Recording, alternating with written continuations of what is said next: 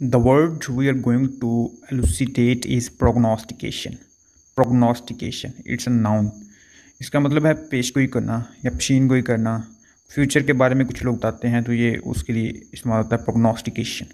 A sign of something going to happen, a prophecy, a prediction about future event. ठीक है, it's a पेशीनगोई।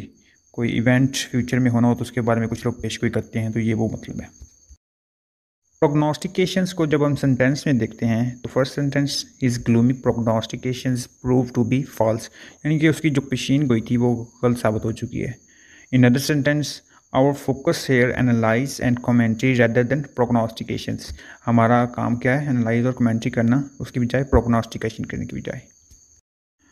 And when we see synonyms of prognostications, तो first one is predictions, forecast, divinations, prognosis, projections, ये क्या हैं इसके synonyms, means के पेशीन गोई करना। और antonyms of prognostications is truth, proof, reality, recollection, यानी कि हकीकत पे मबनी बात करना।